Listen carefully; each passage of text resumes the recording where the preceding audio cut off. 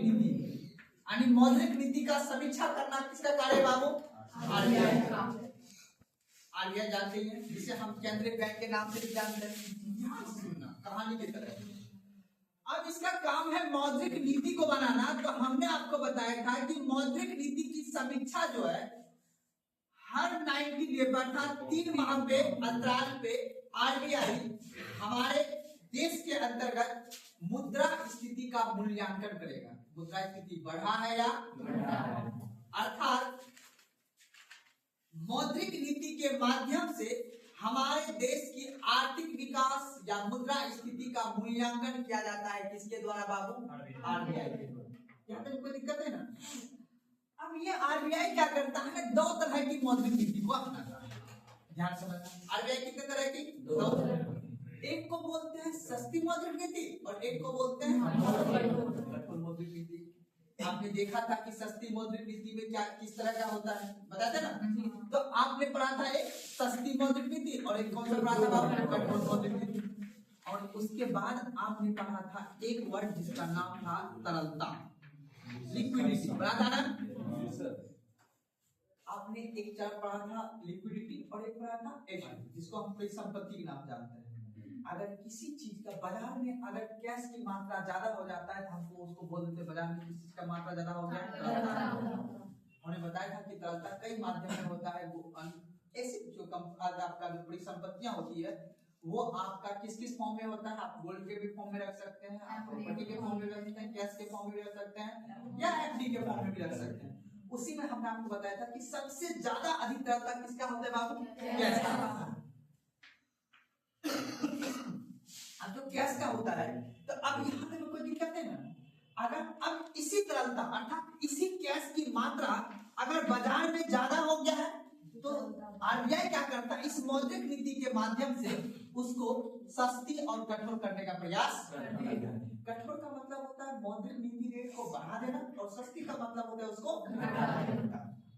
यहाँ तक में कोई दिक्कत नहीं।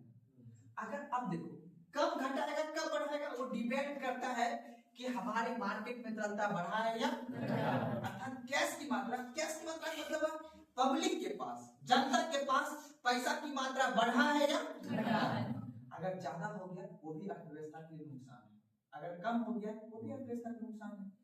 तब जाके आरबीआई क्या करता है बाबू? आपकी मौद्रिक नीति के माध्यम से उसे काम करता है। तो आपने पढ़ा था कि सर ये मौद्रिक नीति जो है ना ये 2 प्रकार के होते हैं। पढ़े थे? एक को आपने बोला था मात्रात्मक बोलते थे ना, और एक को क्या बोला आपने?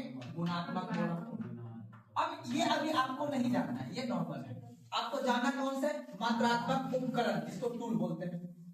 अब मात्रात्मक उपकरण में आपने जो पढ़ा था मात्रात्मक उपकरण, ठीक है? अब इसमें जो है बाबू आपको क्या आया था बाबू? बोलो। LAM liquidity adjustment facility. मतलब किसका एडजस्टमेंट करना है? लिक्विडिटी का, तरलता का एडजस्टमेंट कर देना है। तो आपने पढ़ा था लिक्विडिटी एडजस्टमेंट फैसिलिटी लैब। उसके बाद एक पढ़ा था आपने, क्या पढ़ा था बाबू? VRR variable reserve ratio. अब लेफ्ट के अंतर्गत आपने 2 टूल पढ़ा था। एक का नाम बोला था आपने रेपो रेट और एक को क्या बोला था? यहाँ तक कोई दिक्कत नहीं। और उसके बाद VRR में आपका 2 टर्म था, एक CRR और एक SRR। इसको आज समझना है विस्तार पूर्वक से। अब इन दोनों के माध्यम में याद रखना है, यहाँ पे ऋण देने की बात है, यानी इस टूल के माध्यम से, इस उपकरण के माध्यम से आरबीआई हमारे देश की तरलता को, हमारे देश के अंदर की तरलता को बढ़ा सकता है या घटा सकता है। समझ में आता है ना? मैंने एग्जांपल भी दिया था कि हमारे फैन को ठीक करने वाले के लिए रिंच होता है, सारी होता है ना, उसी तरह आरबीआई का ये टूल है हमारे देश की अर्थव्यवस्था को सुचारू रूप से चलाने का। कोई दिक्कत है ना? आपने रेपो रेट बोला था कि वह ब्याज दर जिस पर आरबीआई किसी अन्य बैंक को अर्थात किसी कमर्शियल बैंक को जिस दर पे वो ऋण देगा वो क्या कहलाएगा? Repo rate. उस ऋण के बदले में कमर्शियल बैंक आरबीआई बैंक को क्या देगा? प्रतिभूति। मैं लिख नहीं रहा हूँ, बस मैं बता रहा हूँ, एकदम दिमाग से आप लोग समझ लेना है। एक डायग्राम के माध्यम से भी समझ लीजिएगा आप लोग कि मैंने बोला था एक तरफ आरबीआई है और दूसरी तरफ कौन है बाबू? कॉमर्शियल बैंक हो गया। अब ये इसको ऋण देगा, है ना? अब ऋण देगा इसको तो ये क्या होगा? Repo rate. जिस दर पे ऋण दिया जाए वो क्या कहलाएगा? और उसके बदले में ये कॉमर्शियल सीबी मतलब कॉमर्शियल बैंक ये इसको क्या देगा बाबू? अब कब इसको ऋण की आवश्यकता पड़ेगी? जब इसको क्या हो, इसके पास तरलता कम, अर्थात इसके पास पैसा कम हो। जब इसके पास पैसा कम होगा, देखो बैंक का काम क्या है? एक तरफ वो जमा करेगा, है ना, और डिपॉजिट होगा, फिर उसी को वो क्या देगा? इंटरेस्ट पे रिटर्न आएगा। वो बैंक का यही काम है ना। तो मान लो कि आरबीआई शेयरिंग पे रुपया लिया, मान लो एग्जांपल के लिए ये दिया 5 रुपया % पे, और ये अगले जो कस्टमर को लोन देगा ये मान लो 8 रुपया % पे लोन देगा। इसके बीच के जो प्रॉफिट होगा उससे बैंक चलेगा। बैंक का स्टाफ का सैलरी है, बैंक का बिजली बिल है, सब कुछ बिलिंग का रेंट है, वो सब चीज का इसी में चलेगा अपना कमर्शियल बैंक। कभी कभी क्या होता है, बैंक के पास सिर्फ जमा करने वाला आ रहा है। क्या करने वाला है? जमा करने वाला। तो उसके बदले में ये रिवर्स, यानी कमर्शियल बैंक जब आरबीआई को ऋण देगा ना, उसे बोलेंगे रिवर्स रेपो रेट। उसको क्या बोलेंगे? Reverse repo rate. बस याद रख लेना। जब आरबीआई कमर्शियल बैंक को ऋण देगा तो उसे क्या बोलेंगे? Repo rate. जब कमर्शियल बैंक आरबीआई को ऋण देगा तो इसको क्या बोलेंगे? Reverse repo rate. यहां तक कोई दिक्कत है ना? इससे होगा मेरा किसका एडजस्टमेंट करेंगे बाबू? लिक्विडिटी का, तरलता का एडजस्टमेंट करेंगे। इससे एडजस्टमेंट हो जाएगा। अगर ज्यादा होगा तो उसको कम कर देंगे, कम होगा तो उसको एडजस्टमेंट कर दिए। यहाँ तक कोई दिक्कत है ना? अब हमें एक चीज समझना है, बीआर यानी कैश रिजर्व रेशियो और स्टैट्यूटरी लिक्विडिटी रेशियो क्या होता है? इसको समझने से पहले एक टर्म मैंने बोला था NDTL, net demand time liquidity, उसी के बारे में बता देते हैं, उसी के बाद आगे चलेंगे।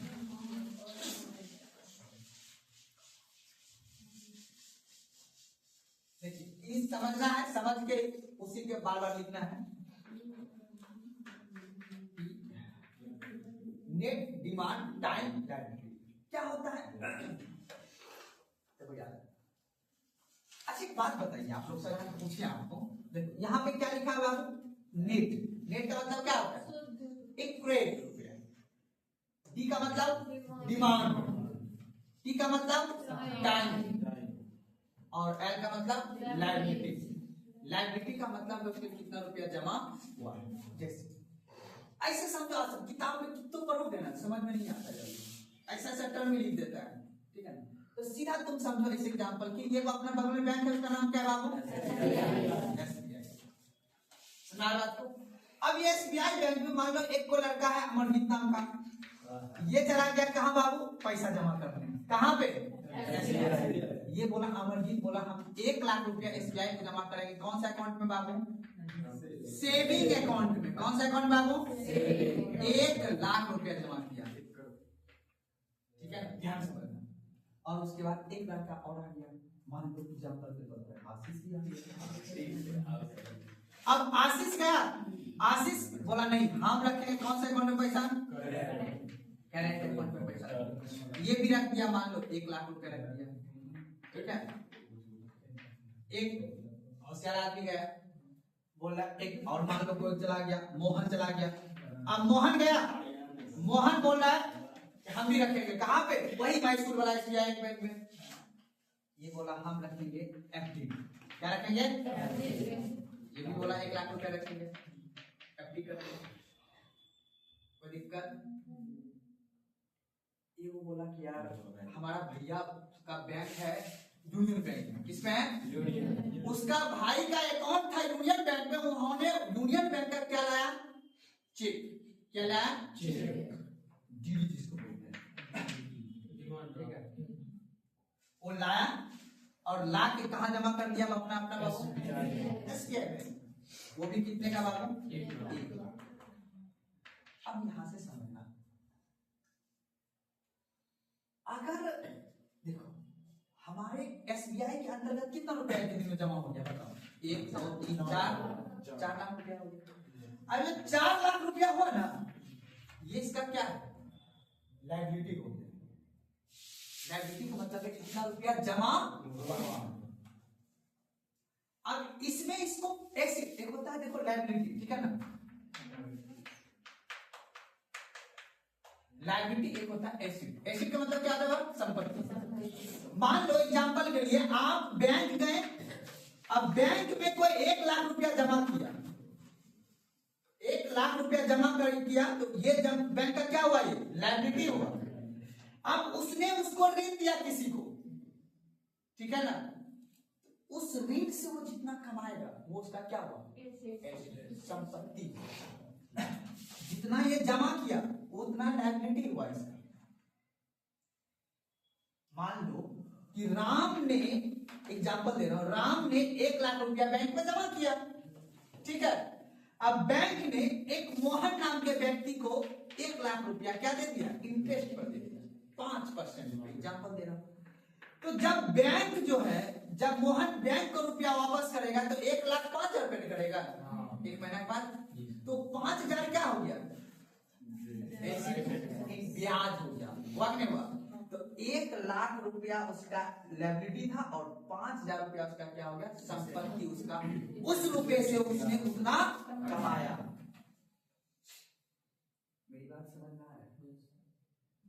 अब बताओ, राम का लायबिलिटी बैंक में कितना था? बैंक का 1 रुपया यहाँ पे है। अब बैंक ने राम के लायबिलिटी से दूसरे को, मोहन को दे दिया और वहां से वो 5,000 रुपया कमा लिया। एसिड कमा लिया, संपत्ति कमाया ना, वो 1 लाख रुपए से। तो राम का लायबिलिटी और मोहन का क्या हो जाएगा? एंड बैंक का कितना निकल गया? एसिड निकल गया। तो अब यहाँ पे देखो, समझना, यहाँ पे इतना बात भी भूल गया, बस यहाँ पे समझो, एकदम सेटेबल एग्जांपल है। अगर कोई व्यक्ति बैंक में डिमांड के आधार पर पैसा जमा कर रहा है, मतलब बैंक से कभी भी आप निकाल सकते हो। ये जो अकाउंट में आपने रुपया जमा किया है, ये तो आप कभी भी निकाल सकते हो, है कि नहीं है?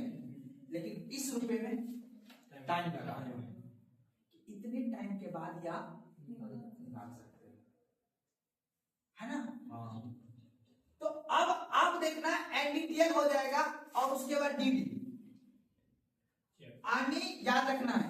इन सभी रुपया को जोड़ देंगे ना बाबू, तो निकल जाएगा GDTL, gross demand time liability. Exact इतना रुपया हुआ है जमा।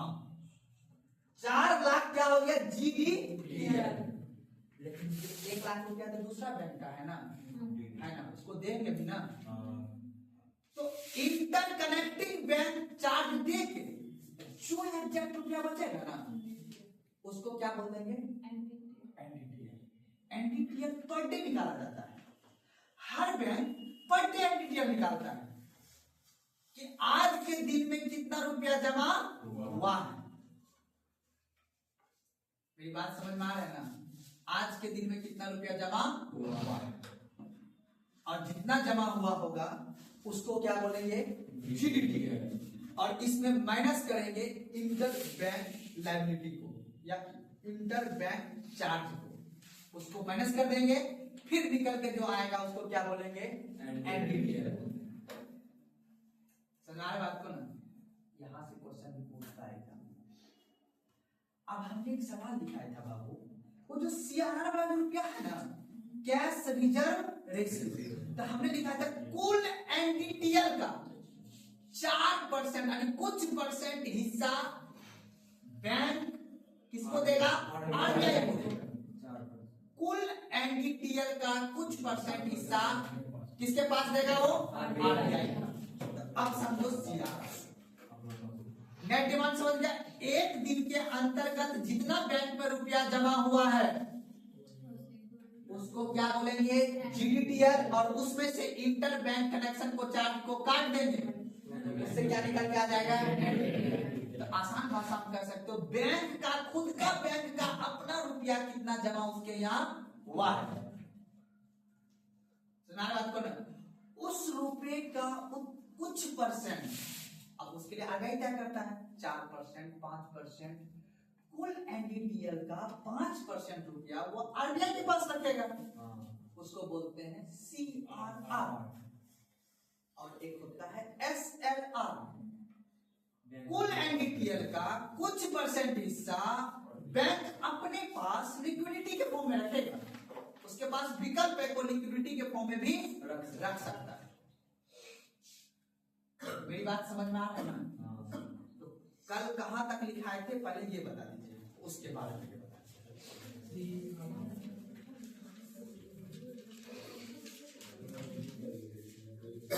कल कहां तक बताए थे लास्ट क्लास में? सीआरआर बता दिए थे।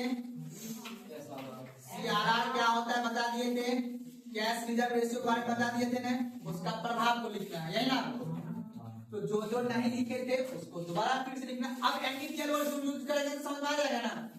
सिर्फ इस वर्ड में क्या होता है अभी दिखा देंगे एक मिनट में, लेकिन बस ये अभी जो वर्ड आया ना, कुल एनडीटीएल का कुछ परसेंट हिस्सा आरबीआई अपने पास रखता है, उसको क्या बोलेंगे? सीआरआर।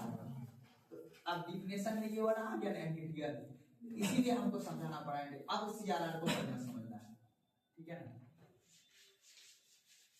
अब देखो, आपने एक चीज देखा था, जो टूल आपने पढ़ रहा था, repo rate, reverse repo rate, bank rate, इतना में आपने ये समझा कि इस पर क्या देना पड़ेगा बाबू? ऋण। क्या देना पड़ेगा? ब्याज दर।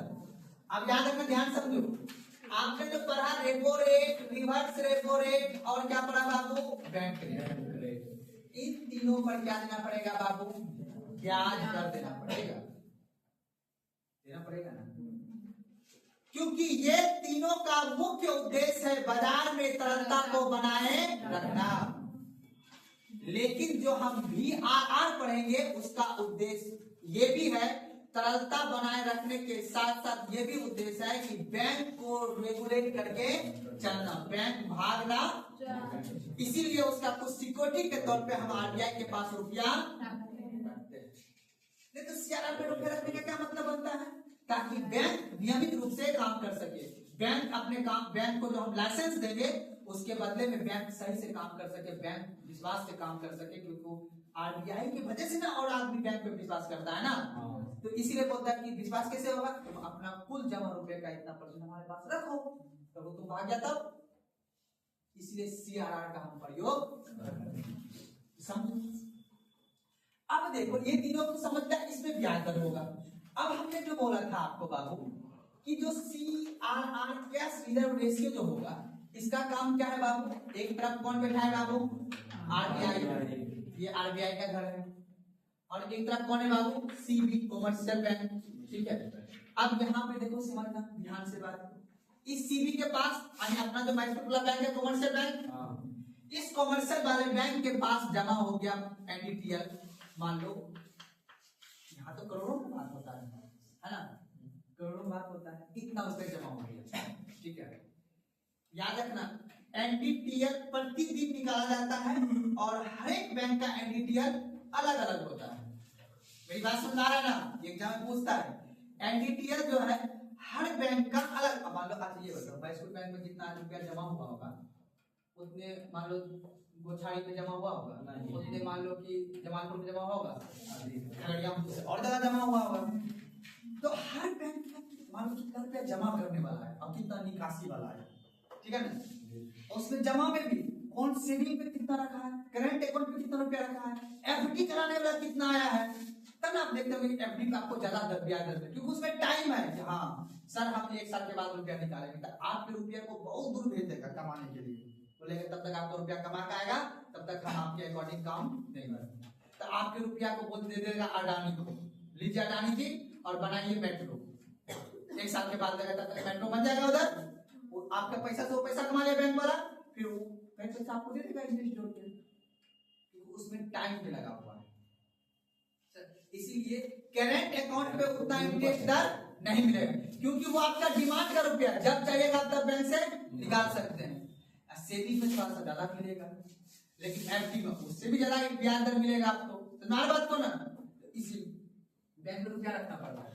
अब देखना, कॉमर्शियल बैंक कुल एनडीटीएल का वो कुछ परसेंट हिस्सा वो CRR कैश के रूप में किसके पास रखेगा बाबू? RBI के पास। कुछ परसेंट का मतलब होता है 5%। यानी मान लो एग्जांपल दे रहा हूं कि अगर मान लो कि कॉमर्शियल बैंक के अंतर्गत आज के दिन में मान लो कि इतना, मान लो एग्जांपल के लिए कि 100 करोड़ रुपया जमा हुआ। अब 100 करोड़ हो गया, अब इसका 5% रुपए इसके पास कैश के रूप में क्या कर देगा? जमा कर देगा आरबीआई के पास। अब आरबीआई का हर क्षेत्रीय बैंक होता है, पता ना आपको?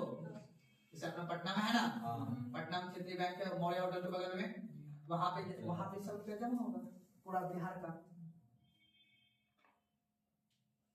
उसी आरबीआई के पास से भी आउटलेट में रुपया जाता है, एक बार कैश में, कोई दिक्कत है।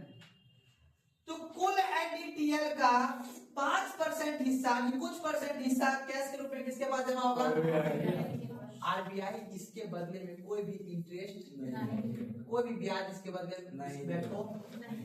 बस याद रखना है, कॉमर्शियल बैंक कहां रुपया जमा करता है? किसके पास? एक बात कॉमर्शियल बैंक फिर कुल एनडीटीएल का, ठीक है ना, कुल एनडीटीएल का कुछ परसेंट अर्थात 20% हिस्सा जो है किसके पास रखता है बाबू? खुद कॉमर्शियल पास अपने पास रखता है। लेकिन यहाँ पे विकल्प है, आप लिक्विडिटी के फॉर्म में रख सकते हैं, तरलता के फॉर्म में, आप गवर्नमेंट की सिक्योरिटी के फॉर्म में रख सकते हैं, है ना, या गोल्ड के फॉर्म में नहीं रखते, बहुत बैंक अपने पास सोना भी रखता है या सरकार का कागज भी रख लेता है, ठीक है ना, तो वो अपने परसेंट कुछ हिस्सा रखेगा, उसी को हम क्या बोलते हैं? SLR, statutory liquidity reserve. कोई दिक्कत? अब समझो, अब मान लो कि ये जो बैंक है, अब बैंक के पास जो CRR का रुपया होगा, अब इस CRR को बढ़ा दिया, मान लो 5% के जगह कर दिया, कितना परसेंट बाबू? 10%। अब जितना इसका रुपया जमा हो रहा था उसका 10% अब इसके पास जमा होगा, इसके पास तो कम बचेगा रुपया, बचेगा। मान लो 1 करोड़ जमा हुआ, 100 करोड़ जमा हुआ, 100 करोड़ का 10% तो यही जमा करना पड़ेगा, जिसमें उसको कोई ब्याज दर नहीं मिलेगा। अब इसके पास बचा बाबू कितना? 90 करोड़ रुपया। अब 90 करोड़ पे ही ये सबको अपना क्या देगा? ऋण देगा, उससे अपना लायबिलिटी कमाएगा, उससे अपना संपत्ति कमाएगा। अब बताओ, जब इसके पास रुपए कम बचेगा, ये सोचेगा कि हम बढ़ा दर पे इंटरेस्ट देंगे, ऋण की दर क्या करेगा? जब पब्लिक को ऋण बढ़ा के देगा तो पब्लिक ज्यादा लेगा या कम लेगा? कम लेगा। जब पब्लिक ही ऋण कम लेगा तो बाजार में वस्तु का मांग बढ़ेगा कि घटेगा?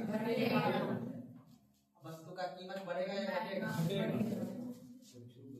वस्तु का कीमत बढ़ेगा या घटेगा? जब आदमी के पास पैसा नहीं रहेगा तो वस्तु खरीदना हम जाएंगे नहीं रहेगा तो फिर वस्तु का दाम क्या हो जाएगा? घटेगा कि बढ़ेगा? ठीक है, तो याद रखना इस चीज के हिसाब से कि CRR अगर बढ़ेगा, एक बात, अगर कैश रिजर्व रेशियो बढ़ गया तो मार्केट में तरलता बढ़ेगा या घटेगा? बस इतना बताओ। मार्केट में तरलता घटेगा, यही सवाल पूछेगा। बाकी तो हम आपके दिमाग को, नस को नचाने के लिए वो सब शब्द का प्रयोग कर देते हैं। एक सवाल, CRR को बढ़ाने से बाजार में तरलता घटेगा या बढ़ेगा? बस इतना याद रखना, क्या होगा? तरलता घटेगा। अगर हम CRR को घटा देंगे तो तरलता क्या आ जाएगा? इतना ही एग्जाम में पूछता है, आपके एग्जाम में इतना ही सवाल पूछता है, इसके अलावा आगे 2029 तक सवाल नहीं पूछेगा। बात को ना, अब आगे बढ़े। अब बताओ, वही बात सेम टू सेम ऐसा बैठा दो। बैंक का क्या? कौन बैंक? इसको देखो भैया, तुम अपने पास इतना रुपया रखोगे, लिक्विडिटी के फॉर्म में रखोगे, लेकिन रखोगे, ठीक है ना, लेकिन उसको तुम ऋण पे लगा नहीं सकते हो, ब्याज दर पे लगा नहीं सकते हो, वही फिर होगा, घटने और बढ़ने पे प्रभाव पड़ेगा, है कि नहीं है? कोई दिक्कत? आगे लिखो CRR के प्रभाव।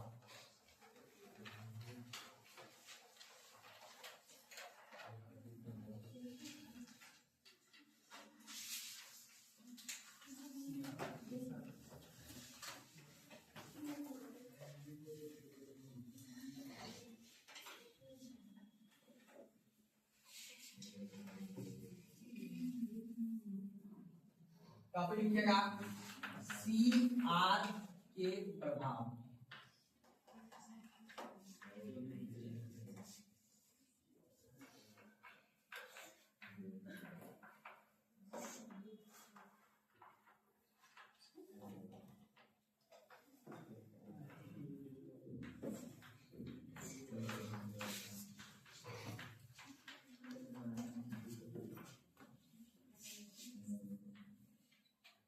लिखेगा यहाँ पे वाणिज्यिक बैंक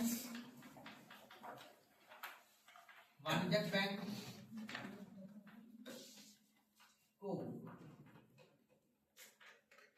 आरबीआई के पास अधिक क्या काम बाबू अधिक रुपया जमा करना हो।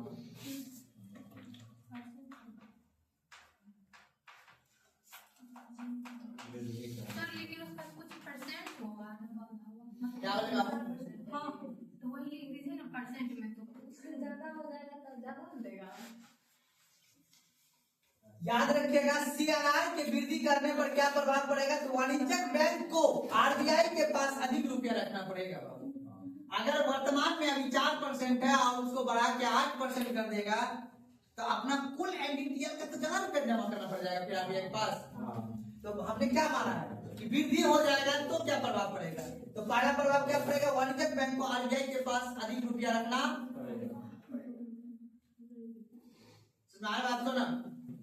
चलिए अगला पॉइंट लिखेगा, अगला नेक्स्ट पॉइंट लिखिए, वाणिज्यिक बैंक के पास पूंजी की मात्रा कम हो जाएगी।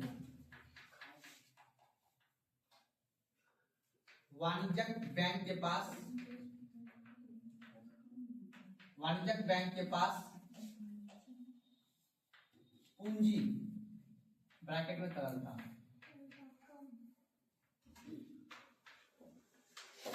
में कमी।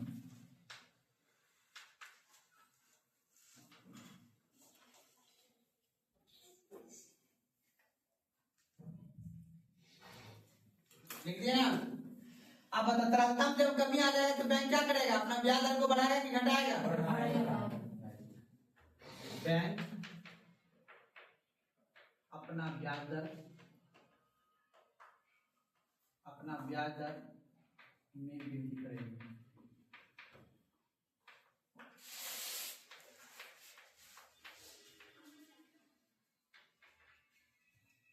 आगे बताइए। जब ब्याज दर में वृद्धि कर देगा तो परिवार और निवेशकर्ता ब्याज अधिक लेगा कि कम लेगा? परिवार एवं निवेशकर्ता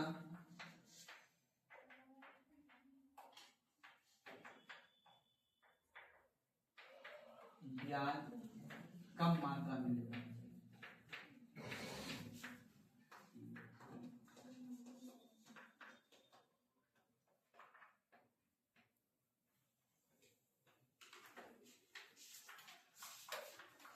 उपभोग व्यय एवं निवेश व्यय में कमी आ जाएगा।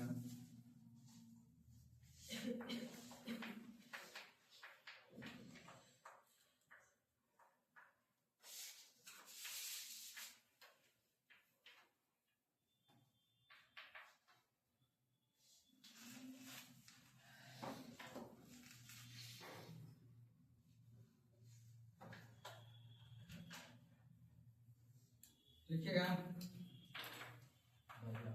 बाजार में वस्तु की मांग में कमी।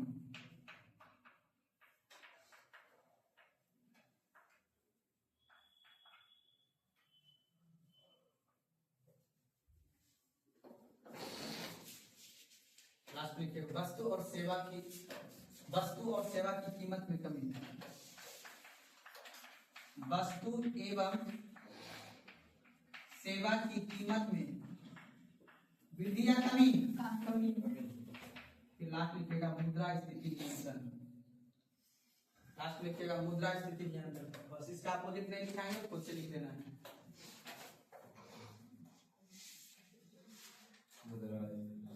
मुद्रा स्थिति पर नियंत्रण। लास्ट लिख देगा मुद्रा स्थिति पर नियंत्रण। उल्टा लिख देना है CRR की दर को कमी करने पर क्या करना है?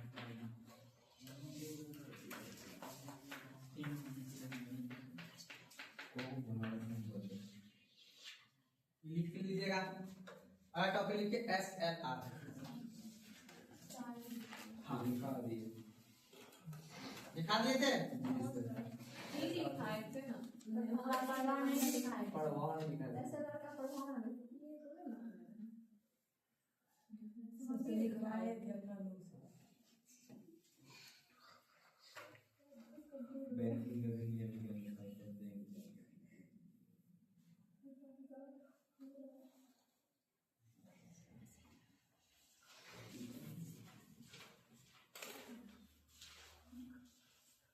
अगर टॉपिक लिखिए NDTL। नहीं नहीं लिख रहा है। आप मुंह पे करे कैसे अपना मन से लिख सकती है।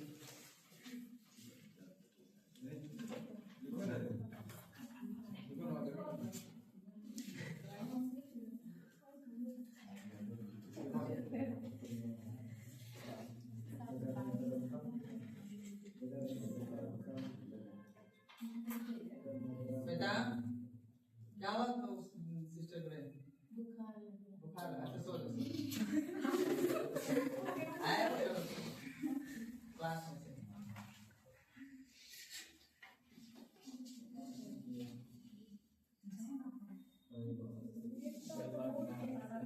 चलिए आगे बढ़े। SLR का प्रॉब्लम लिखाएंगे अभी, इसके बाद लिखाएंगे। बस याद रखें SLR आपके एग्जाम में तो पूछेगा SLR का फुल फॉर्म क्या होता है, बोलिए। Liquidity ratio. दरोगा तक के एग्जाम में भी यही पूछेगा। खूब ज्यादा होगा ये पूछेगा किस पर ब्याज दर लेता है किस पर नहीं लेता है। इसके अलावा ये सभी आगे बहुत एग्जाम में पूछता है। बस हाँ जानकारी रखना है, कल को आप पढ़िएगा तो आपको पता चलेगा हाँ कैसे होगा। कहाँ पे ऊपर में वाणिज्यिक बैंक को RBI के पास अधिक रुपया जमा करना होगा। हाँ अधिक क्यों जमा करना पड़ेगा? क्योंकि पहले कम ब्याज दर रहता था तो कम जमा करना पड़ता था। अब ब्याज दर को बढ़ा दिया है तो अपना कुल NDTL का वो ज्यादा रुपया जमा करेगा। इस वजह से जब बैंक अधिक रुपया RBI के पास जमा करेगा तो बैंक के पास पूंजी की तरलता पूंजी और तरलता की कमी आ जाएगी। तरलता जब कमी आएगी तो बढ़ा देंगे।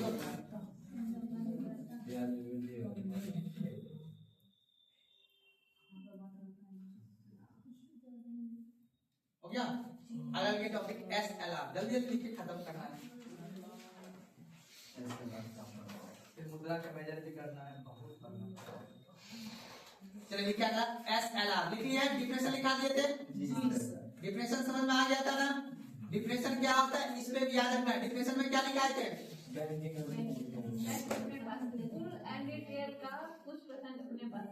कुछ परसेंट हिस्सा बैंक स्वयं किसके पास रखेगा? CRR में किसके पास रखेगा?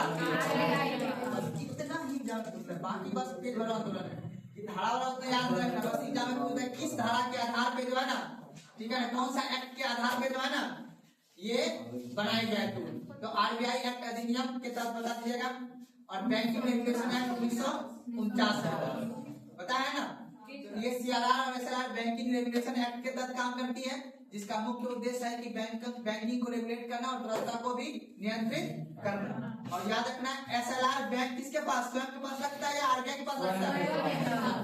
और CRR किसके पास रखता है? RBI के पास। इतना याद रखना है। CRR में किस फॉर्म में रुपया को रखेगा? कैश के फॉर्म में। और SLR में फॉर्म में किसी भी फॉर्म में कुछ गोल्ड में रख सकता है, कुछ प्रतिभूतियों के रूप में रख सकता है, कुछ FD के रूप में रख सकता है ना। और एक बात और जानते हो, बैंक जानते जैसे दोस्त गाँव में होता है ना। अब बैंक क्या करता है? अब बैंक होशियार है, बैंक बोलता है कि नहीं ऐसा हम काम करते हैं। आगे चल के बैंक के प्रकार पर मान लो विस्तार से समझिएगा, आगे समझिए। जितने भी बैंक है ना, जितने भी बैंक है अब इस बैंक में कई प्रकार है। अब कोई बैंक है शहर में, कोई बैंक है गांव में, होता है ना, होता है, मानते इस बात को। अब मान लो शहर वाले बैंक के पास जो है, यानी शहरी बैंक जो है, अब शहरी बैंक के पास मान लो दो तरह के व्यक्ति रहते ही हैं, एक जमा करता वाला और एक कौन होता है बाबू, ऋण वाला व्यक्ति होता है। तो अब मान लो कि शहरी बैंक वाले के पास जमा करता बहुत आ रहा है, ऋण लेने के लिए कोई नहीं आ रहा। ऐसा नहीं हो सकता। तो अब ये बैंक, शहरी बैंक क्या करेगा, ग्रामीण बैंक को पैसा ट्रांसफर कर देगा। किसको कर देगा जी, ग्रामीण बैंक को। बोलेगा देखो बाबा, अब यहाँ पे भी दो तरह का, अब यहाँ पे भी जमा करने वाला कम है, यहाँ पे बिटिया का शादी वादी कराने लगा, बिटिया की शादी कराएंगे, खेत कर देते हैं कागज पे, कागज देते हैं, जमीन का कागज अपना दे दिया, फिर ले लिया लोन, किससे, बैंक से ले लिया ग्रामीण। अब ये बोला हम जब आरबीआई से पैसा मांगने जाएंगे तो ज्यादा मंगा देगा वो, इससे बेटर है ना हम ही पड़ोसी से ले लेते हैं। तो शहरी बैंक वाला किसको दे देगा, ग्रामीण बैंक को दे देगा। अब इन दोनों में ही हस्तांतरित हो गया, ठीक है ना। तो इन दोनों में भी क्या हो जाता है, एक दूसरे से इंटरेस्ट रेट पे काम हो जाता है। अब इसी को बोलते हैं इंटर बैंक चार्ज। क्या बोलते हैं, इंटर बैंक चार्ज। कभी कभी आप देखते होंगे, आपने लोन लिया किसी बैंक से, आप नहीं उस बैंक हटा पाए, दूसरे बैंक में जाकर आपका बचता है, इंटर बैंक चार्ज करता है। इसे सुना बात को ना। तो इस ये काम चलता रहता है, शहरी बैंक से ग्रामीण में, ग्रामीण से शहरी। सुना मेरी बात ना, कोई दिक्कत ज्यादा समझने में नहीं ना। अब लिखिए एसएलआर क्या लिखे थे, डिफिनेशन लिख लिए थे उसका, लिक्विडिटी फॉर्म में, हम इसका प्रभाव लिखिएगा।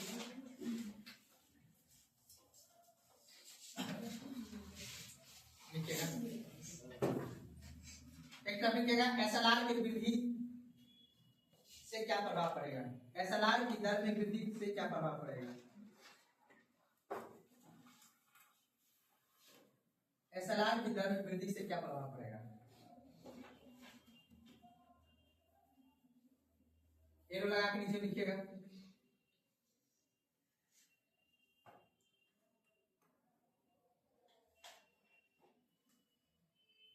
अब बताओ, इसका उल्टा हो जाएगा जी।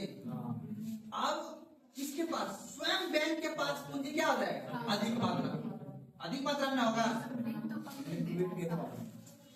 पहले ये समझो कि उसके पास लिक्विडिटी के फॉर्म में रुपया ज्यादा जमा नहीं होगा। मान लो गोल्ड के फॉर्म में रुपया उसके पास ज्यादा रुपया जमा हो गया, अब ज्यादा जमा हो गया तो ज्यादा इंटरेस्ट देगा जी। नहीं समझ में आया मेरी बात। अब कम कर देगा एसएलआर तो कम इंटरेस्ट देगा, अंदर से मार बात करो। क्योंकि आप देखना, याद रखना, एसएलआर जो है वो बैंक किसके पास रख रहा है, स्वयं के पास। तो यहाँ जब बढ़ा देगा बैंक, यानी एसएलआर की दर को बढ़ा देगा तो बैंक को फायदा होगा, आरबीआई को फायदा नहीं होगा जी। तो बैंक को जब फायदा होगा तो अब बैंक क्या करेगा, पब्लिक को सस्ता नहीं देगा कि महंगा देगा, सस्ता देगा तो हम लोग के पास पैसा ज्यादा रहेगा, हम लोग के पास पैसा ज्यादा आएगा तो मार्केट में पैसा। इसका मतलब है कि एसएलआर बढ़ जाएगा तो तरलता बढ़ेगा कि घटेगा,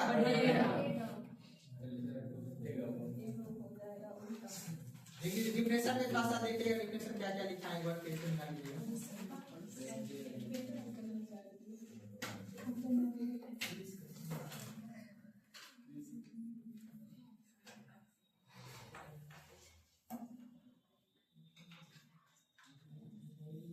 क्या लिखे कि यह राशि कैश, गोल्ड और सरकारी प्रतिभूतियों के रूप में रखा जाता है, ये सब लिख लेते ना।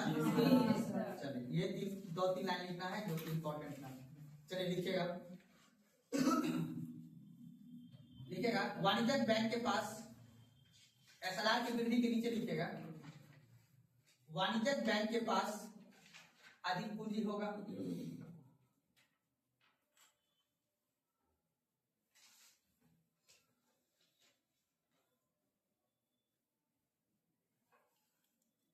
अब बताओ एक सवाल आता है, ध्यान सुनना मेरी बात को गहराई से। अब रूल तो रूल है, रूल समझ रहे ना। अगर इसके पास पूंजी अधिक जमा होगा, ठीक है ना। अब जब ध्यान से बात क्या कर रही है, सही लिखे आप, गलत नहीं लिखे आप,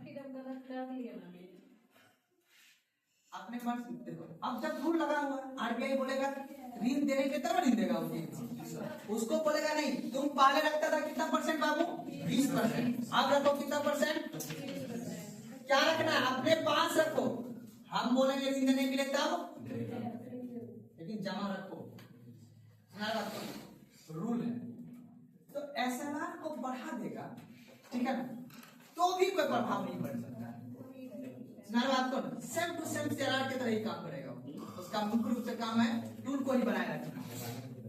बात को लिखिए नीचे, बैंक के पास पूंजी अधिक मात्रा में होगी, उसके नीचे लिखिएगा बैंक की तरलता में कमी आएगी, बैंक की तरलता में कमी आएगी, बैंक की तरलता में कमी आएगी।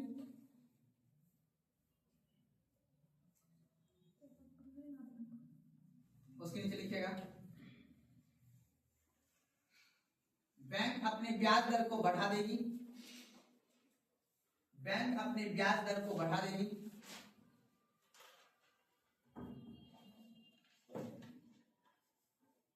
बैंक अपने ब्याज दर को बढ़ा देगी। उसके नीचे लिखिएगा बात नहीं, परिवार एवं निवेशकर्ता द्वारा, परिवार एवं निवेशकर्ता द्वारा, परिवार एवं निवेशकर्ता द्वारा ऋण के मांग में कमी आएगी।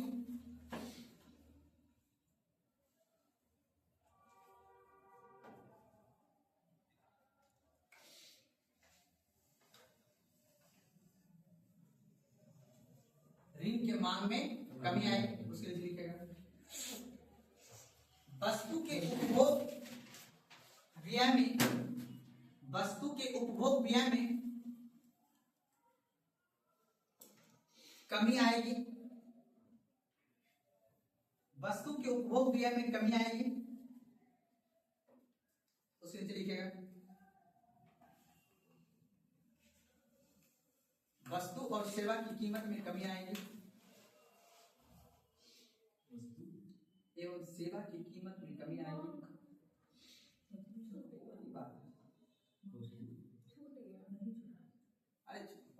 वस्तु और मांग में क्या आएगी, वस्तु और मांग, वस्तु और सेवा की कीमत में कमी आएगी। उसके लिए लिखेगा मुद्रास्फीति नियंत्रण हो जाएगा। इसका प्रभाव लिख लेना है, ठीक है, खुद से। चलिए अगला लिखिए टॉपिक एनडीटीएल। एनडीटीएल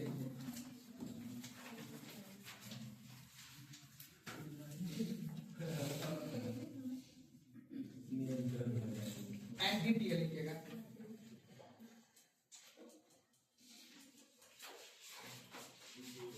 बस इसमें फॉर्मूला सिर्फ पूछता है कि उस फॉर्मूला को लिख लेना है।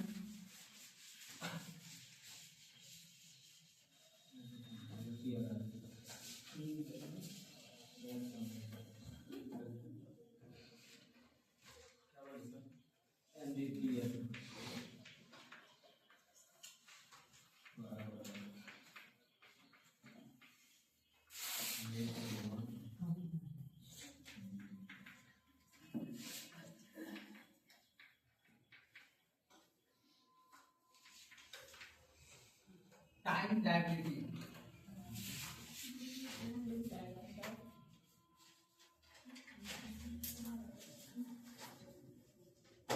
एस लगा दीजिएगा लास्ट में, टी के बगल में एस, लायबिलिटी के ऊपर है।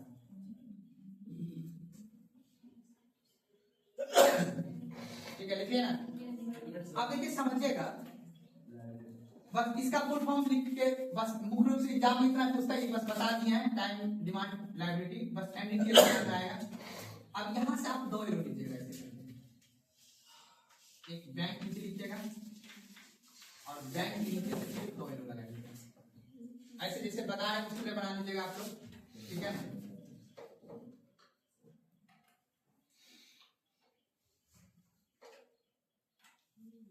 लिखिए ना, एक तरफ लिखिएगा DL, एक तरफ लिखिएगा TL। बता सकते हैं डिमांड लायबिलिटी और टाइम लायबिलिटी दोनों लिखा हुआ है। डिमांड, अगर आप सेविंग में रुपया रखे हैं और करंट में रखे हैं तो डिमांड लायबिलिटी होगा, और अगर आपने FD करा रखा है तो टाइम लायबिलिटी होगा। तो फुल फॉर्म लिख लेते हैं डिमांड, डिमांड लायबिलिटी और time liability.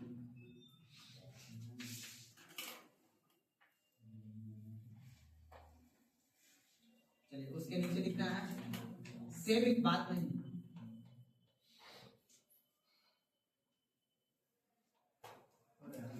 Saving account, current account,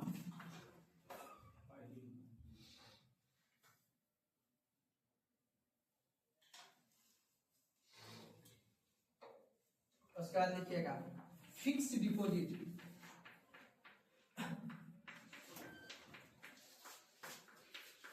government security,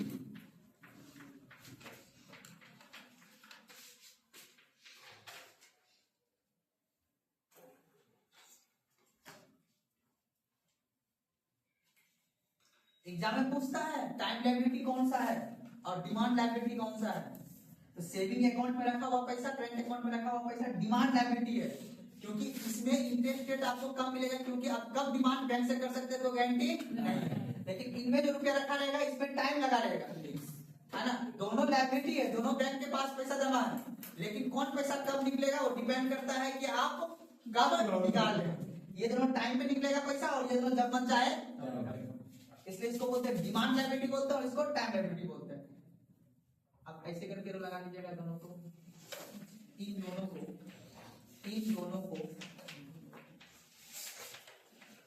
GDTL, इसमें तो फिर वो भी आएगा ना, कौन सा बोल? डीडी, हाँ डीडी भी आएगा, डीडी डीडी भी आएगा, सही बात है। दीदी ने लिखे नहीं पूछता उसमें है, नहीं आएगा ना, किसमें नहीं आएगा, डीएलटीएल में नहीं आएगा, जीडीटीएल में आएगा ना, किसमें आएगा, डीएलटीएल में आएगा, जीडी इसमें आएगा, एनडीटीएल में कैसे आ जाएगा? नहीं उससे अदर एनडीटीएल बोलते हैं, ठीक है ना। तो जो एनडीटीएल है, एनडीटीएल यानी बैंक में जो जमा रुपया होगा दो तरह से होगा, डीएल यानी टाइम डिमांड लायबिलिटी और टाइम लायबिलिटी। बैंक अगर अपना रुपया कहीं भी खर्च कर रही है, ठीक है ना, जैसे बिल्डिंग का किराया देना, वो सब देना, वो सभी आपका अदर लायबिलिटी में आ जाएगा, इसको नहीं जानना है, बस यही दोनों जानना है, जो एग्जाम पूछता है उतना ही। डीडी लिख के कुछ होता है? नहीं डीडी नहीं लिखना, नोट में लिखा देंगे उसको, लेकिन याद रखना डीडी जो डिमांड डिपॉजिट जो है डीएल में आएगा, ठीक है ना। हाँ डिमांड ड्राफ्ट बोलते हैं, लिख लो यार।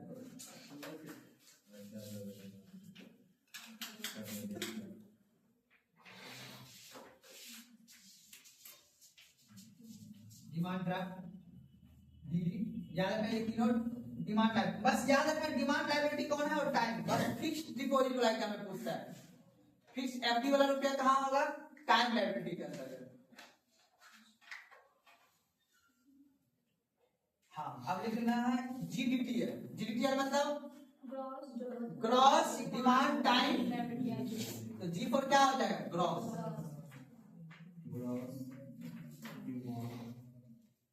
टाइम लायबिलिटी, लिख लेना। चलिए उसके बाद माइनस दीजिएगा, नहीं दिखा, यहाँ तक आ गए जीडीटीएल तक, जीडीटीएल तक आ गया ना, अब इसमें माइनस लगा देना है, आईबीएल, हाँ या आईबीसी भी, आईबीसी भी बोला जाता है इसे, इंटर बैंकिंग लायबिलिटी या फिर inter banking charge.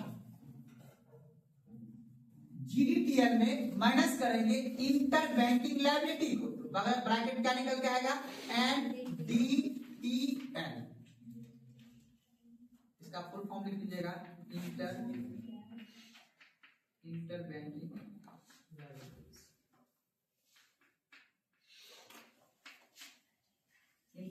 Liability.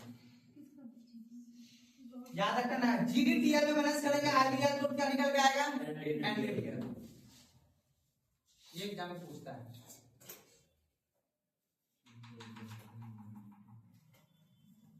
Inter banking liability लिख लीजिएगा।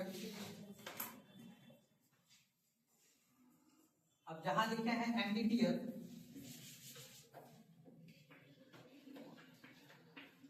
यह प्रतिदिन, यह प्रतिदिन परिवर्तन होता है, तथा प्रत्येक बैंक का अलग अलग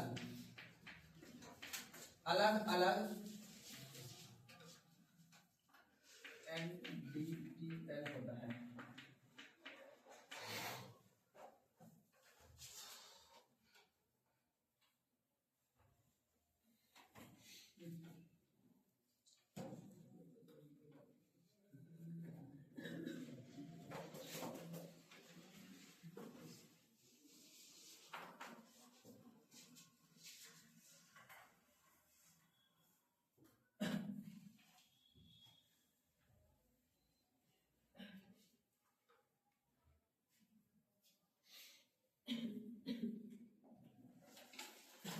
हर बैंक का यानी प्रत्येक बैंक का NDTL अलग अलग होगा।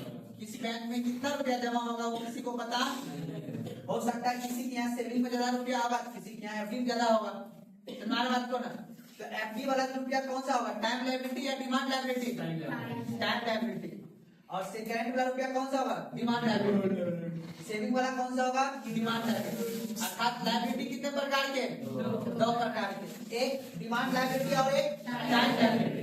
टाइम लायबिलिटी में कौन कौन सा रुपया, गवर्नमेंट की प्रतिभूतियां कौन सा होती है, टाइम लायबिलिटी। एग्जाम में पूछ सकता है कि लायबिलिटी कौन सी लायबिलिटी में कौन से रुपए को रखा जाता है। कोई दिक्कत है ना। अब अगला लिखिए OMO, open market operation.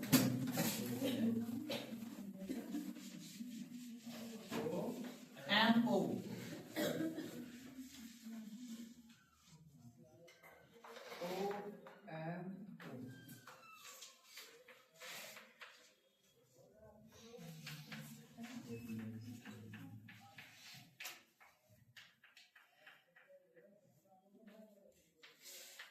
Open market operation, खुले बाजार की क्रिया।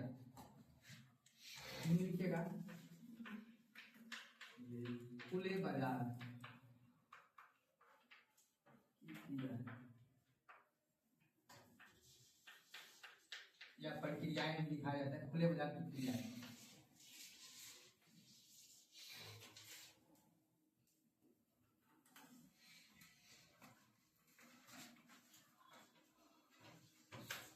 लिखिएगा।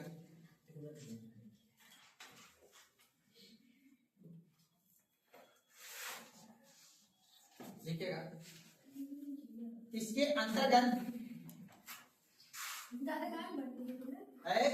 क्या हुआ, हमसे बात करो। क्या हुआ, तुम्हारे लड़की अच्छा थोड़ा सा हो जाता है मिस्टेक, कॉम्प्रोमाइज कर देना। बात लिखिएगा इसके अंतर्गत, बात लिखिएगा ओपन मार्केट ऑपरेशन में इसके अंतर्गत, बात नहीं, इसके अंतर्गत RBI, इसके अंतर्गत RBI ओपन बाजार में या खुले बाजार में, इसके अंतर्गत RBI खुले बाजार में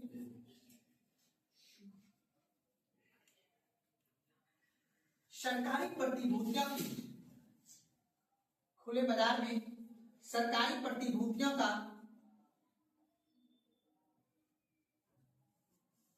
क्रय विक्रय करता है।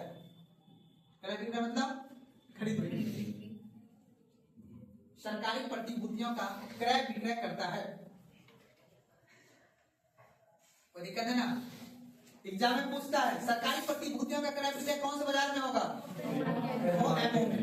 ओपन मतलब खुला बाजार, ओपन बाजार।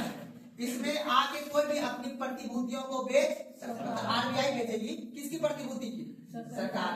इसी प्रतिभूतियों के तहत आप देखते हो जितने भी खनिज संसाधन वगैरह होते हैं, हम लगाते हैं कि कितना करोड़ में हम बेचना चाह रहे हैं। कोई निकालेगा, जैसे किसी कंपनी वगैरह है ना, सेल वेल कंपनी है ना, वो अपना बोली लगाता है। सरकार जब कोई अपनी चीज को बेचती है ना, समझ रहे बात को ना। मान लो एग्जाम्पल, सरकार को जमुई जिला से निकालना है सोना, ठीक है। अब सोना निकालना है तो उसके लिए सरकार पहले क्या करेगा, टेंडर पास करेगा ना। तो पहले टेंडर बनाएगा, टेंडर बना के कागज बन गया, हाँ इतना रुपए इससे प्रॉफिट होने वाला है। तो मान लो 100 करोड़ का प्रॉफिट होने वाला है सरकार से, तो सरकार लगाएगा कि हमको 100 करोड़ का टेंडर बना दिया, कागज बना दिया 100 करोड़ का। अब इस कागज को वो आदमी खरीदेगा। तो अब जब कागज हो गया क्या हो गया, प्रतिभूति हो गया। तो अब इस कागज के माध्यम से इस कागज को जो खरीदेगा तो इसका मतलब है कि उस खरीद संसाधन को कौन खरीदेगा, वो कंपनी खरीदेगा। अब जिसके पास पैसा होगा इस कागज प्रतिभूति क्या करेगा, आरबीआई जाके खरीदेगा। तो जैसे जो आदमी खरीदेगा तो उस आरबीआई को कितना कर देगा, 100 करोड़ रुपया देगा। अब उसके बदले में कंपनी को घाटा हो जाए या फायदा हो जाए वो कंपनी से, तो कंपनी अपने हिसाब से दिमाग लगा काम करता है। उसी तरह मान लो रेलवे का कोई टेंडर पास हो रहा है, अभी जो खगड़िया रेलवे स्टेशन बन रहा है कौन बना रहा है, तो ठेकेदार बना रहा होगा, तो उसका टेंडर बना होगा ना, टेंडर पास हुआ होगा, एक प्रतिभूति कागज बना होगा, उसका ध्यान से देखो कैसे पैसा चलता है। अब देखो तुम ग्राउंड लेवल पे हो, मान लो कि अपना खगड़िया रेलवे स्टेशन बनाना है, ठीक है। अब खगड़िया रेलवे स्टेशन बनाना है सरकार को, तो सरकार बोलेगा अरे मेरा खर्चा कितना का है, एग्जाम्पल के लिए मान लो सरकार बोलेगा यार 500 करोड़ रुपया खर्च, ठीक है। अब सरकार बोलेगा अब हमारे पास तो पैसा है नहीं, हम क्या करेंगे, फिर पब्लिक वोट नहीं देगा हमको। सरकार बोलेगा अच्छा एक आदमी के पास पैसा है, इसके पास अमीर आदमी इसके पास है, सरकार तुरंत बोलेगा अच्छा खगड़िया वालों कोई ऐसा आदमी है जिसके पास इतना रुपया है, सरकार बोलेगा हो सकता है, तो सरकार वाले एगो टेंडर बनाएगा, ऐसे करके कागज बना लेगा, उस कागज में सारा चीज लिख देगा ऐसे करके, हाँ इस स्टेशन को जो ऐसे ऐसे सुविधा के अनुसार सब कुछ बना देगा, एक जेट जो जो मशीन उसी लगेगा सब दिखा देगा उसमें, इतना रुपया अगर कोई इतना बना देगा तो उसको कितना रुपया मिलेगा, 500 रुपया मिलेगा। समझ आगे बात को, सरकार बोलेगा, तो सरकार अब बोलेगा अगर कोई आदमी इसको बनाना चाह रहा है तो बोलेगा हाँ, तो अब कोई आदमी उधर से हाथ बोली लग गया 500 करोड़ 400 करोड़ 500 करोड़ में तो हाथ खड़ा किया, वो कागज को ले लिया। अब सरकार को क्या दे लगा बाबू, 500 करोड़ दे दिया सरकार, बात को ना, अब 500 करोड़ मिल गया सरकार को, तो अब उस हिसाब से फिर सरकार का काम करेगी, काम करेगी सरकार, सरकार बनाना स्टार्ट कर दे रेलवे स्टेशन को, बन गया। अभी जो 500 करोड़ रुपया था किसका था ये, अमीर आदमी बोलेगा कि बाबू अब हमें कुछ चाहिए ना बात को, तो फिर ये प्रतिभूति को क्या करेगा सरकार से, फिर सरकार को फिर ये बेचेगा, नहीं समझ में आया, फिर समझो ये प्रतिभूति है, ये प्रतिभूति कौन ले लिया बाबू, अमीर वर्ग ले लिया ना, रखा हुआ है। अब ये काम सब पैसा दे दे सरकार को, ठीक है, सरकार को नहीं देगा मतलब सेंटर वाले को दे देगा, ठेकेदार को ठेकेदार बनाना स्टार्ट कर देगा, ठीक है ना। फिर ये प्रतिभूति रखा रहेगा इसी के पास, ठीक है ना।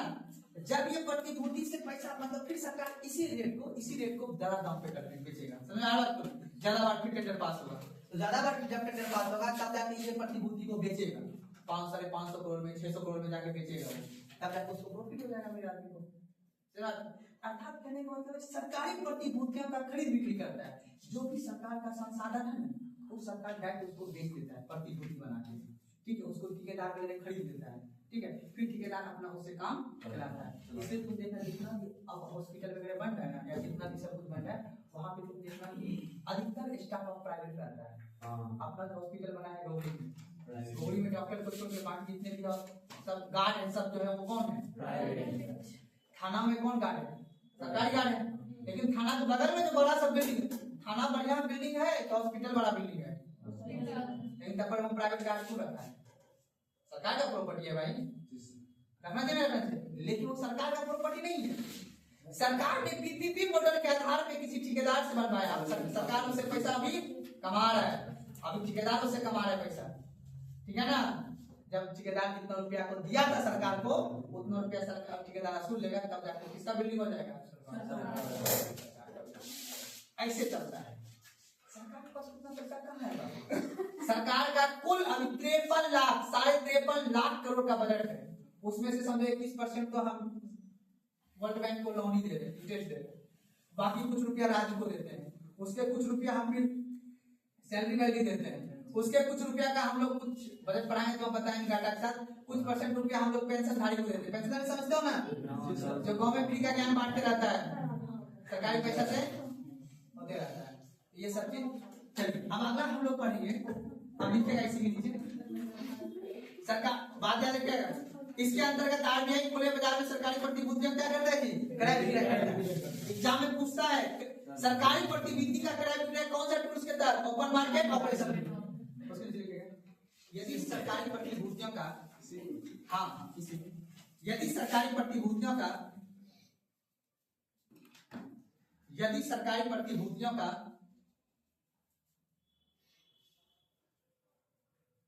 यदि सरकारी प्रतिभूतियों का विक्रय करे तो, विक्रय अंडरलाइन कर दीजिएगा, यदि सरकारी प्रतिभूतियों का विक्रय करे तो उससे बाजार की तरलता,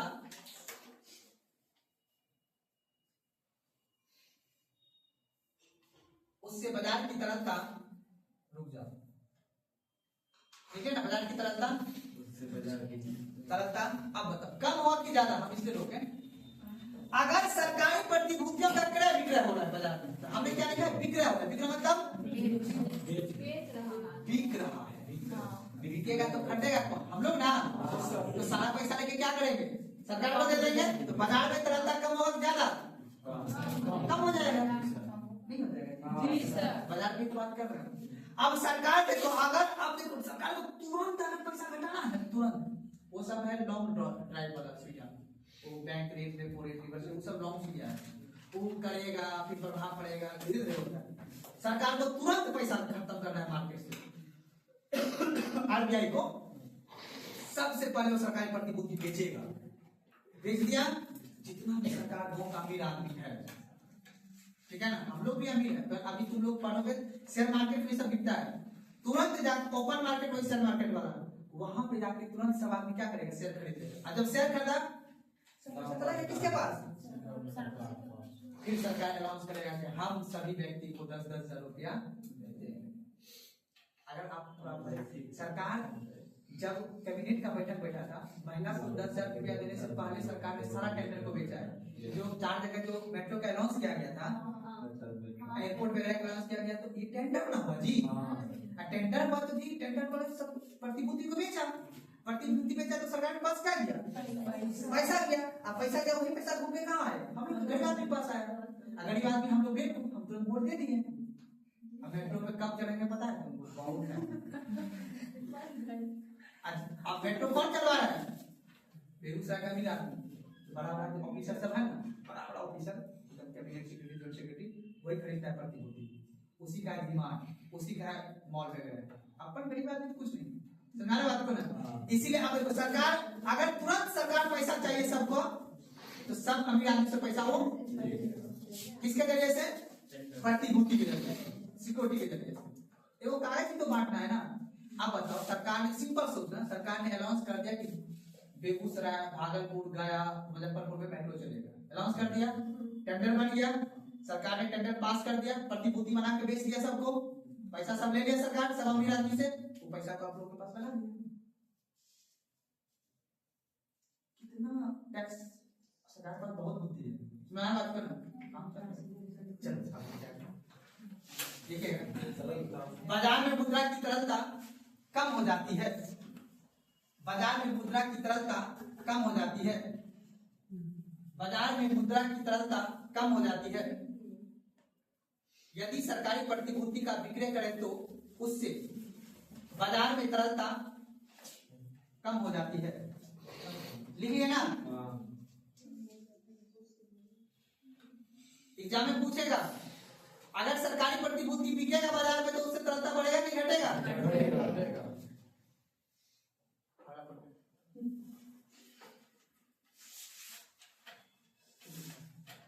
यदि आरबीआई द्वारा, यदि आरबीआई द्वारा, किसके द्वारा बाबू, आरबीआई द्वारा होगा, क्योंकि एग्जाम में ये सवाल पूछता है, आरबीआई द्वारा सरकारी प्रतिभूति का क्रय किया जाए, क्रय मतलब खरीदना, यदि आरबीआई द्वारा सरकारी प्रतिभूतियों का क्रय किया जाए तो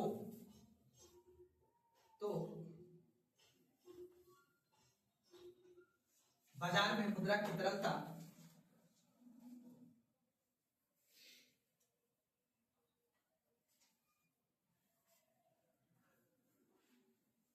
क्या हो जाएगा, बढ़ जाएगा, अमरजीत जी देखिएगा, फोन भी आएगा किसी क्या? नहीं नहीं आया ना कोई बार फोन? अब बताओ, अब ध्यान से, अब ध्यान दिमाग लगाओ। दिमाग क्या लगाना है? अभी जो हमने बात, देखो याद रखना, बात पलटता है यहाँ पे।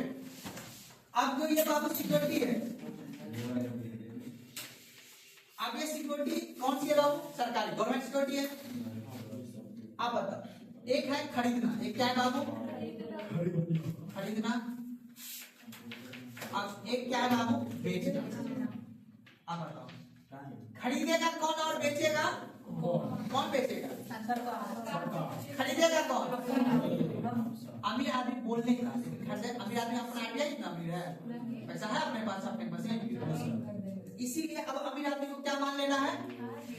आरबीआई मान लेना, एग्जाम की दृष्टि से वो समझने के लिए। अब बेचेगा कौन? देखो कौन बात कर रहे हैं पीछे जी? आरबीआई क्या करेगा? सॉरी, बैंक क्या करेगा बाबू? सरकार क्या करेगा इसको? आरबीआई क्या करेगा बाबू? अब बताओ, जब सरकार बेचेगी तो मार्केट में तरलता घट जाएगा, जब आरबीआई इसको खरीदेगी तो मार्केट की तरलता। क्यों भाई? क्योंकि आरबीआई ने खरीदा, क्या खरीदा? अभी भी ये प्रतिभूति किसको लौटा देगा? ये बैंक को नहीं लौटाएगा, फिर बैंक से कहाँ आ जाएगा?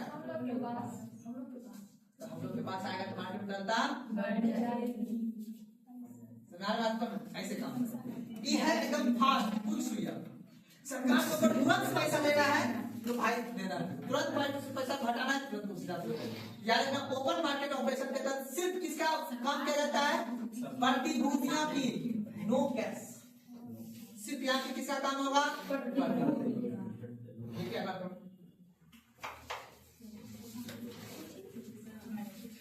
क्या बोली? क्या बोली? चलिए कोई डायग्राम बना लीजिए, कल को भूल जाइएगा, लिखिएगा।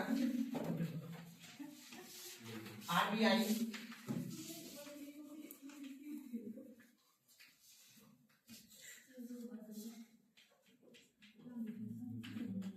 गवर्नमेंट सिक्योरिटी, सरकारी प्रतिभूति लिख दीजिएगा।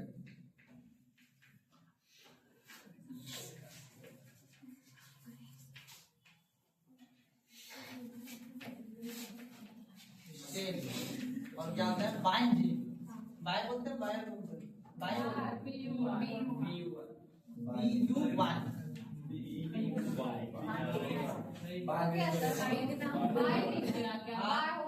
सही है ना? तो लिखो ऐसे करके डायग्राम बनाओ।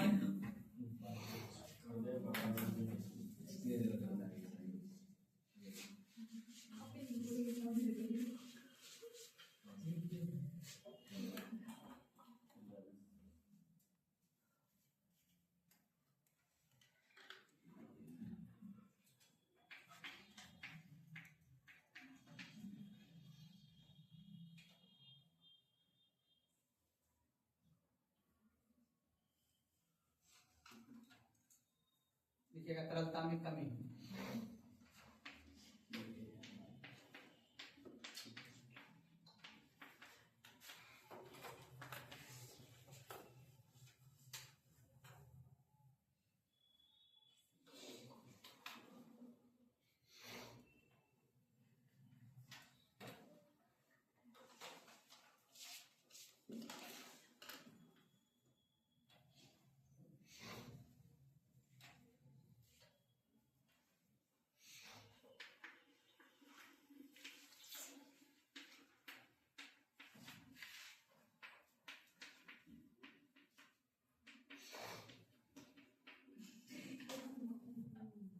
क्या बोले?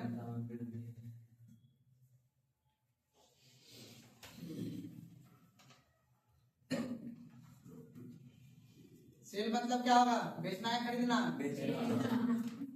ऐसा कोई आदमी है जो नहीं जानता है?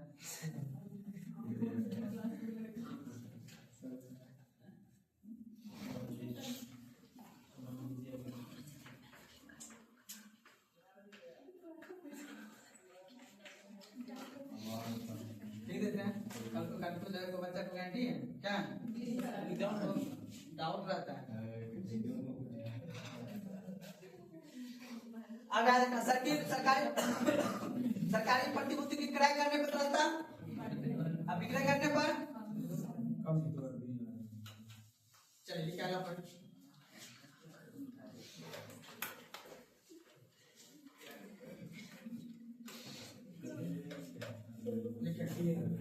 यह टूल्स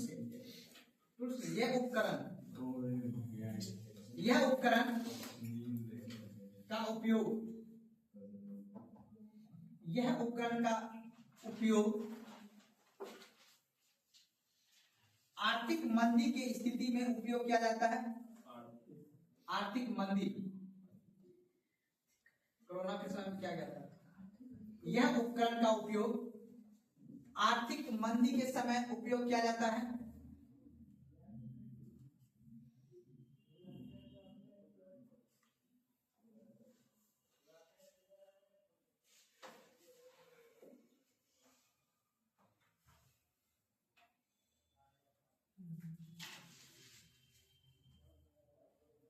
कोई दिक्कत? अब लगाइए एन और टी नोट लंबा सा लिखिएगा उपकरण, विभिन्न उपकरण के प्रभाव। टॉपिक लिखिएगा विभिन्न उपकरण के, हाँ नोट में लिखना है बाबू, विभिन्न उपकरण के प्रभाव।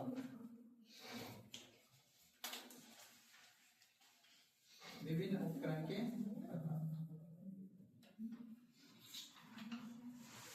लिखिएगा। पहला पॉइंट देखिए, बैंक रेट बढ़ने से तरलता में कमी आती है। बैंक रेट बढ़ने से तरलता में कमी आती है।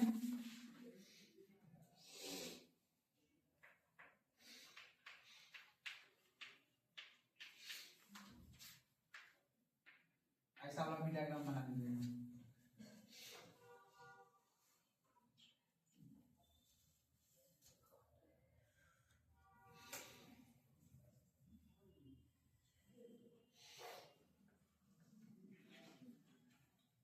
बना लिया? चलिए उसके नीचे लिखिएगा।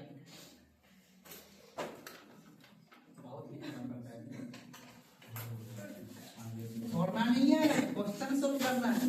तुम लोग थोड़ा सा पढ़ने में ठीक ठाक आते हैं ना, तो हमको उतना दिमाग लगाना नहीं पड़ता। चलिए लिखिए, बी आदमी है, बात नहीं करना है।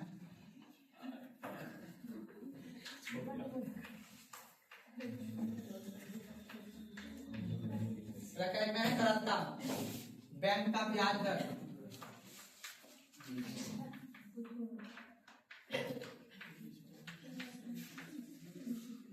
उसके आगे लिखिए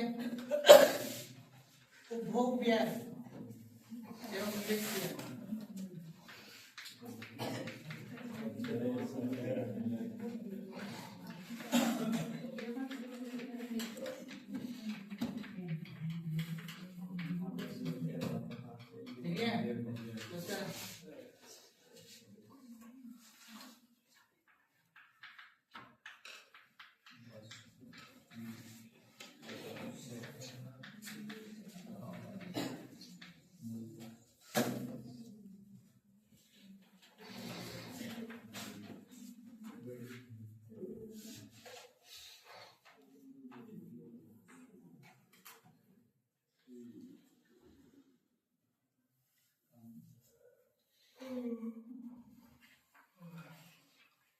ये जो भर लीजिएगा उसको पता चल गया होगा कि बैंक रेट को समझ गए होंगे, रेपो रेट समझ गए, लिवरेज रेट को समझ गए होंगे।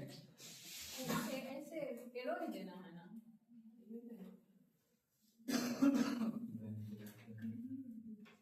चलिए आशीष बाबू, बैंक रेट में वृद्धि करेंगे तो तरलता में क्या होगा? कमी आएगा।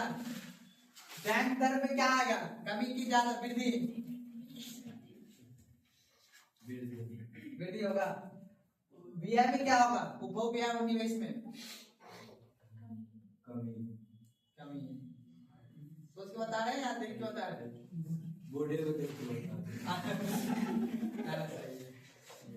चलिए, वो जो पहले पढ़ा है वो लॉन्ग टाइम के लिए है। ये है, इससे डायरेक्ट ऑब्जेक्टिव सोल्व होगा 1 मिनट में। पढ़ाना हमको यही था, लेकिन यहाँ तक आपका दिमाग लेवल नहीं था, इसलिए हमने पीछे का चीज को समझा। नोट में एक जगह मैंने लिखा होगा सारा क्या आप मेहनत करते हैं करते हैं बहुत मेहनत करते हैं आप लोग को तो जॉब लगेगी।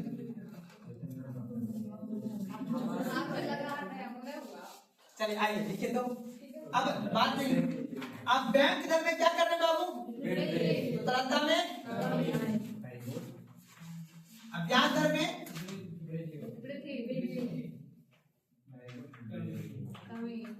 उपभोग व्यय में, वस्तु और सेवा के मूल्य में। अब बताओ हम बैंक को अब क्या करेंगे, तो आप बताओ तरलता में, अब बैंक दरों में कमी होगा, और इसमें उपभोग व्यय में, और इसमें भी सब तो समाचार आप बता लीजिए फटाफट।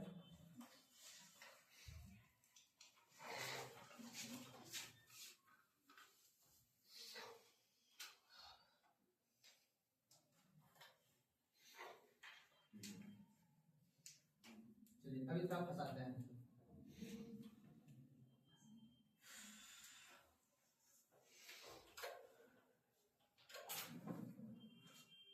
यही 4-5 तो पूछेगा आपको एग्जाम में, ठीक है ना, बस याद रख लेना है। बैंक दर में, बैंक दर को वृद्धि करने में तरलता में क्या आएगा, कमी आ जाएगा। अब कमी बैंक दर को कमी करेंगे तरलता में क्या आ जाएगा, ब्याज दर में क्या आ जाएगा, क्या करने से क्या पड़ेगा, बस इसको लिख देंगे रेपो रेट।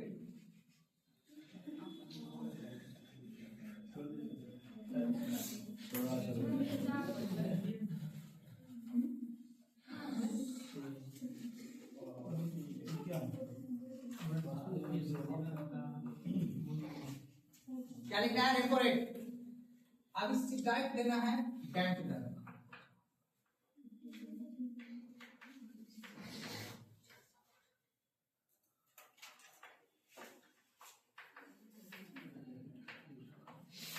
अब यहां भी है तरलता, ठीक है। चलिए उसके आगे लिखिए उपभोग व्यय, जब निवेश किया,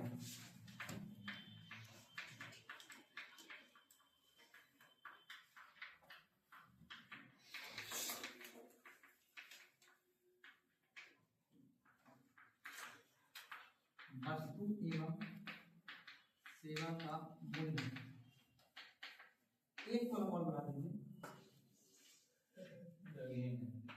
आर्थिक समृद्धि।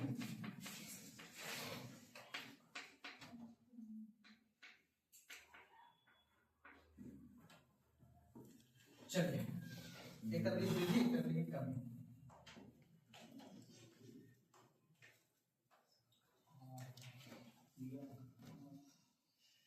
चलेगा, रेपो दर को बढ़ाएंगे तो क्या होगा, बैंक दर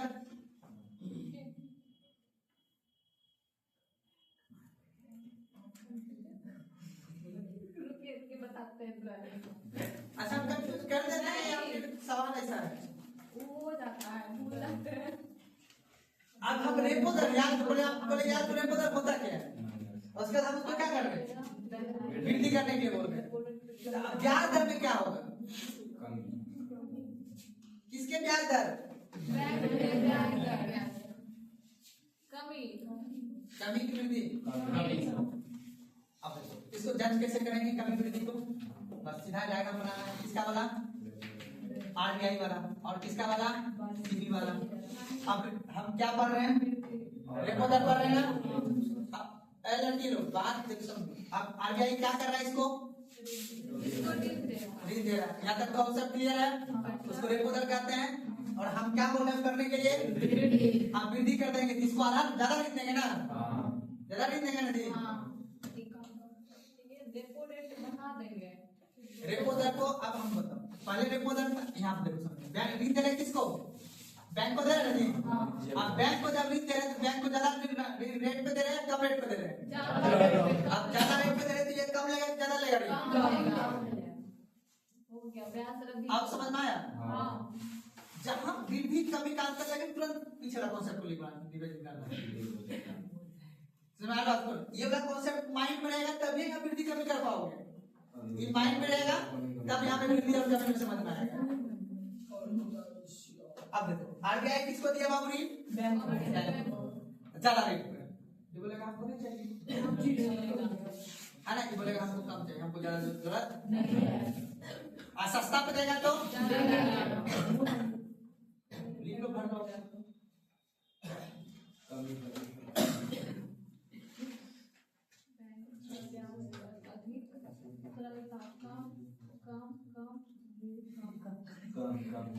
रेपोरेट बढ़ाएगा तो बैंक का ब्याज दर बढ़ेगा। क्या बोले? बैंक का ब्याज दर बढ़ेगा ना सर? हाँ, बैंक का ब्याज दर बढ़ेगा, बैंक का ब्याज दर बढ़ेगा। ब्याज दर अधिक और इधर सब कम। हाँ, हाँ। देखो पेन दीजिएगा थोड़ा सा, हम थोड़ा दिखा देंगे। लो बाबू चल लिख लिए। कलम क्या आवाज दी? दूसरा क्या आवाज दी? इसमें भी क्या आवाज दी? इसमें भी क्या आवाज दी? आर्थिक समृद्धि कमी होगा ज्यादा आवाज कमी हो जाएगा। आर्थिक समृद्धि बोले तो इकोनॉमिक्स ग्रोथ। ग्रोथ मतलब सबको पैसा कम मिलेगा।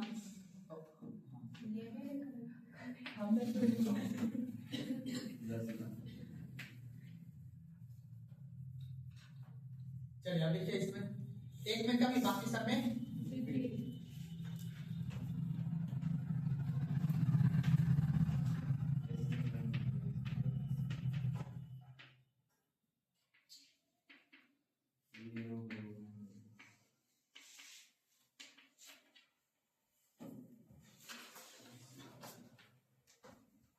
रेपो रेट की दर को वृद्धि करेंगे तो बैंक के ब्याज दर में क्या आ जाएगा? वृद्धि आ जाएगा। ठीक है ना? ऑब्वियसली बात है, रेट भले कम लेगा पर अपनी जो ब्याज दर होगा वो जिसको दूसरे को देगा बढ़ा देगा, क्योंकि उसके पास कम नहीं है। मांगे वाला दर से क्या करेगा? ज्यादा दर पे देगा जी, और कमी करेगा तो कम रखेगा। तरलता बताओ, जब बैंक के पास ब्याज कम रुपए में ऋण लेगा तो उसके पास तरलता क्या आ जाएगी? वो ब्याज भी कमी। वस्तु और सेवा की कीमत में आर्थिक कंचन जी, इससे आसान अब नहीं आता हमको, अगर समझ में नहीं आया तो अभी बोलिए, फिर दोबारा बताएंगे। आ गया ना? तबीयत खराब है क्या जी? चलिए अगला पॉइंट लिखिए, रिवर्स रेपो। कौन बोल? खत्म करना है तो मतलब सब भूल जाएंगे। नहीं बोलना है, वो बोलने का कॉन्सेप्ट नहीं वहाँ है। पर पिता क्या है कि वजह कभी आराम लिख देते हो क्या, नीचे कमी वृद्धि मिटा देते हैं। हमें समझाना पड़ेगा, हम चाहते हैं अलग अलग करके तो रख लेते हैं। अच्छा चलिए, कोई बात नहीं, याद करेंगे।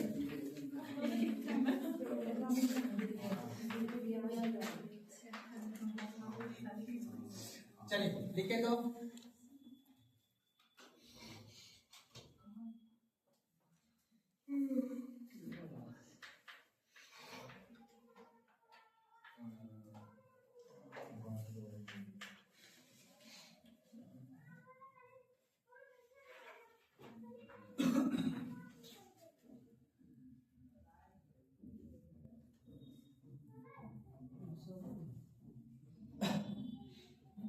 आगे सी आ रहा है।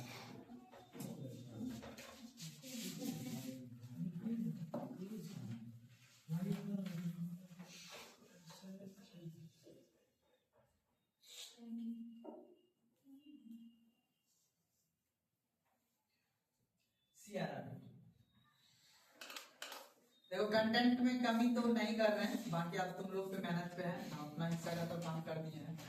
आप कितना मेहनत से पढ़ते हैं वो हमको नहीं लगता आपको बस इस टॉपिक में हरा पाएगा। मॉनेटरी पॉलिसी में जल्दी को हरा, खास करके क्वांटिटेटिव टूल जो मात्रात्मक टूल्स है इसमें को हरा नहीं सकता आपको, कितनों कमी वृद्धि करा के आपको।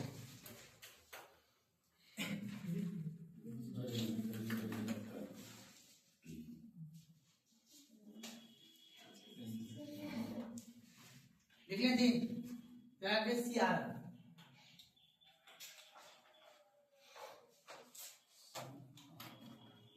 इसमें बदल देंगे।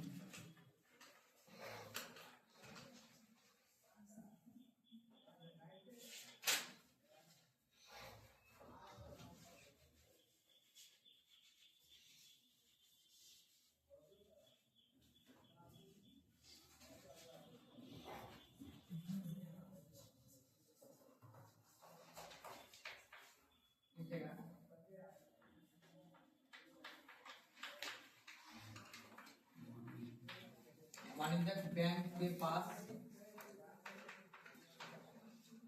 साख क्षमता, उसके बाद लिखेगा यहाँ तरलता, उसके बाद लिखेगा बैंक का ब्याज दर,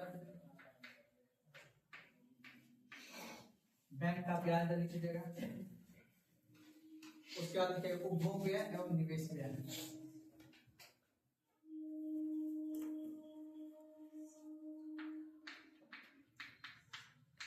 उपभोग व्यय एवं निवेश व्यय, और लास्ट लिखेगा वस्तु और सेवा की कीमत, वस्तु एवं सेवा की कीमत। अधिकतर आपको जो है ऑनलाइन क्लास में या कहीं भी इतना मिलता है, इतना हमने अभी लिखा है।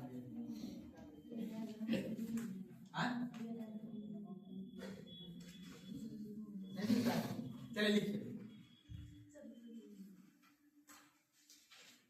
आपका हो गया, लिखिए। ठीक है जी, उनका तुलना नहीं की जरूरत लगा हुआ है, क्या समझे?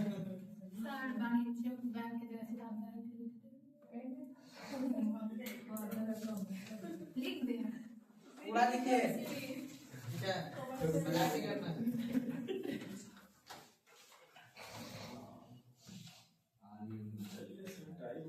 इधर तक नहीं लिखे वृद्धि कमी। हाँ हाँ, दूली देना है, दूली कमी। जहां फंसना है नीचे कॉन्सेप्ट क्लियर कर देना है, बस याद रखना CRR क्या होता है।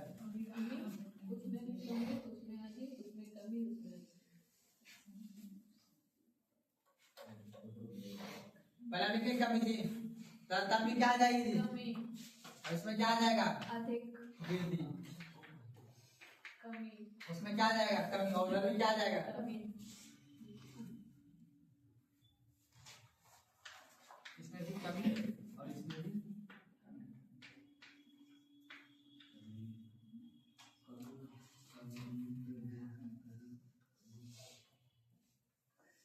और इसमें क्या आ जाएगा जी? इसमें क्या आ जाएगा?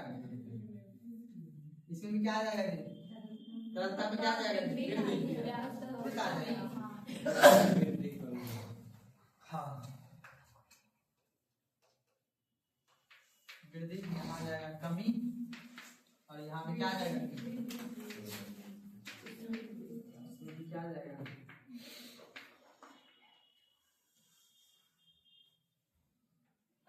SLR बना घर से आना है, OMO के घर से बना के आना है, ठीक है।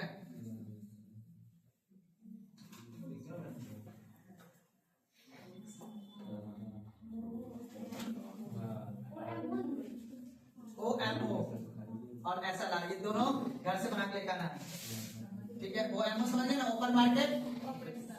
अगर टॉपिक लिख के छोड़ दीजिए, गुणात्मक उपकरण,